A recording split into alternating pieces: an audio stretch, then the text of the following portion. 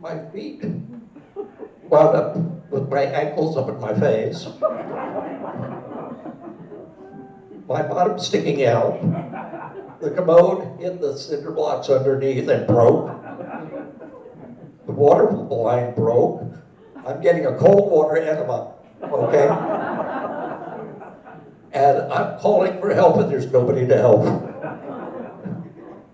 Finally somebody, well, I don't know how long it was, somebody walking down the road saw this river of water coming out from the hooch area and from the trailer area.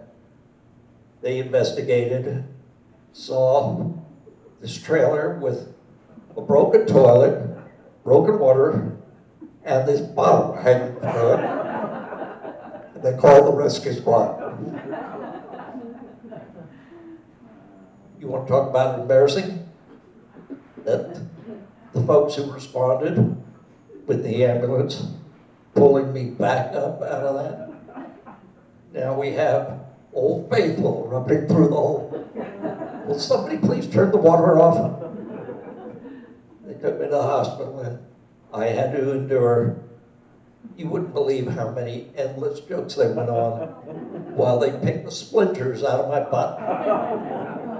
They didn't have to patch too many of the cuts because they'd been washed so thoroughly that they're pretty much swollen shut, like a giant prune. Okay, so that's the most embarrassing moment. Thank you, Thailand. Came back to the States. My welcome home at the United States was, I landed at Travis Air Force Base here in California. We took the bus over to the commercial airport, and there we would get on commercial flights to our new bases. I got off the bus with a bunch of other folks, and a couple kids came running over, about my age, threw red paint on me, and called us baby burners. So that was our welcome home from the war. My next assignment was back to Miami. While there, I had daughter Jenny, who passed away after a few weeks from cancer. And the government then shipped me over to Germany. They don't leave you. If you've had a family member who passes away, they move you out of the area so you're not surrounded with the memories. And I wound up in Germany. When I landed in Germany, I was sent immediately to a ground radar unit, which happened to be mobile. And they were getting ready to participate in the annual exercise that they have in NATO, which is called Reforged. Fair enough. I joined the convoy and went out to the field with them. As we chugged down the road, I saw things looking like periscopes sticking up beside the highway. And I asked, what the devil is that? And I was told those are communication. Those are ports. And units, military units, can connect to those and be part of the NATO command and control communication system. I thought, oh, that's cool. Okay, that's it. Oh, but Captain, don't get interested in that. We can't use it. I thought we were part of NATO. I said, yeah, we are. However, our communications are 4-wire. We have 4 wires in it. Theirs is all 2-wire. Their telephones have 2 wires. All of their radios have 2 wires. And we are 4 wires. Okay, fair enough. I figured I'll learn as we go. We got to our deployed location, set up, and we're waiting for the exercise to begin.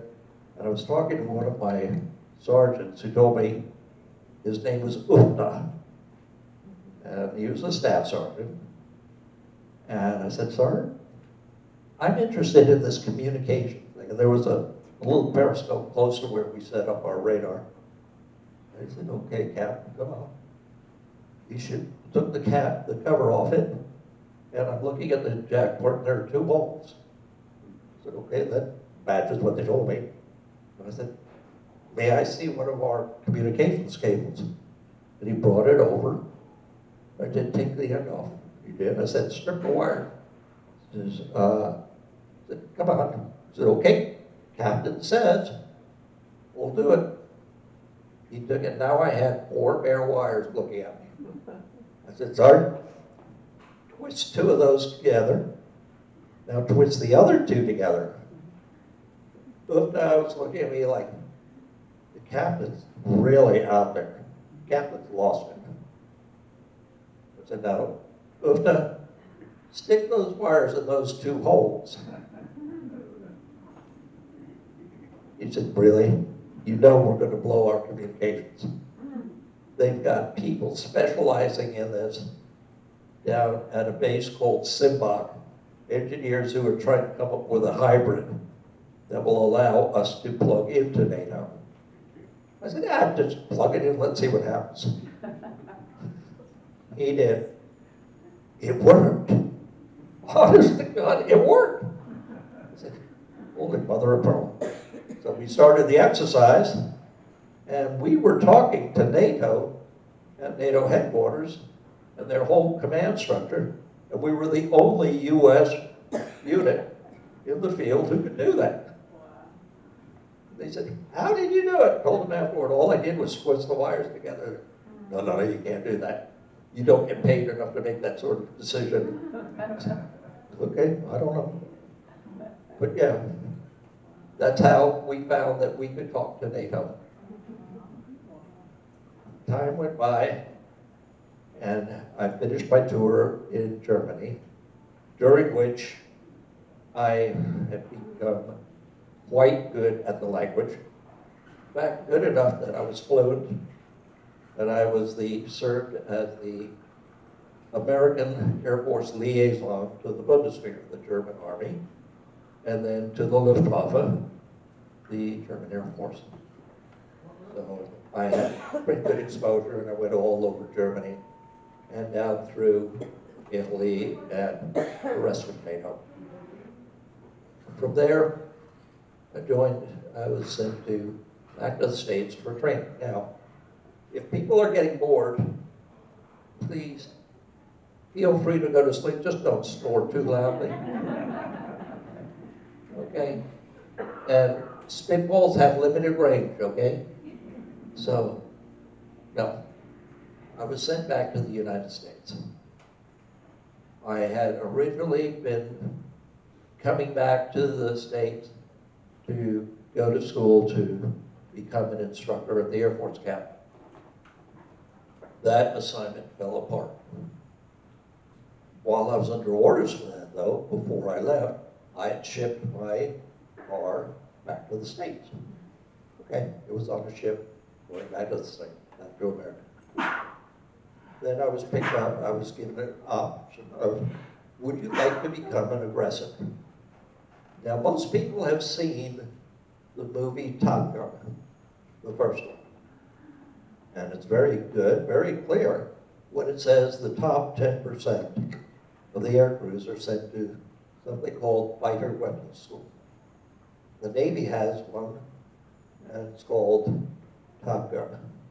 The Air Force also has one, and it's at Nellis Air Force Base in Nevada. And when you go into the front gate, it says home of the fighter pilot. That is fighter weapons school, which is not just for the Air Force, but it's also for all of the Allied Air Forces. And they offered me a chance to go there, but to become an instructor. Now, the top 10% go to the school. The top 1% are offered a chance to become instructors. Of that top 1% in my class, 66% washed out.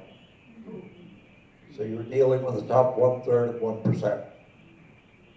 But you're not competing against anybody else. You're competing against yourself. And one of the biggest challenges is you're good. As a matter of fact, you know you're good. You're one of the best in the military. You're one of the best in aviation. But you do not succeed until you fail. An instructor does not succeed until the instructor teaches the student to be better than they are. And that's how we teach our students to survive in air-to-air combat. And so that was the big thing that a lot of people washed out because of. They were extremely good, but they just couldn't get past the ego and know that not until we failed did we succeed. Okay, I went from there to Europe, back to Europe. Now, the whole time I was in school, in training, my car had been coming across the Atlantic on a ship. It arrived in Bayonne, New Jersey at the same time as I finished my training at Nellis and was sent back to the UK. Okay, I got back to the UK and my car was in Bayonne, New Jersey. And to say, we recognized this car. It was a Volkswagen pop-top camper. Bright red, white top, had a great big spare tire on the back with a cover that had an eagle on it. So hey, you haven't seen that one before. They checked the orders about, no, this thing belongs in England. So my car went on a ship back across the Atlantic. Meanwhile, I'm getting trained in England, checked out, and my car finally arrived in England at Felixstowe, and I was handed a bill. I was told that you were only authorized to ship your car from Germany to England. You have had 2 Atlantic crossings. You're going to have to pay for that. Ouch. Got that finally squared away, but it wasn't nice. What was even worse was I went down, I collected the car, and they had a little refrigerator in them. I forgot I had left something in the refrigerator. This car had gone back and forth across the Atlantic with a wheel of cheese.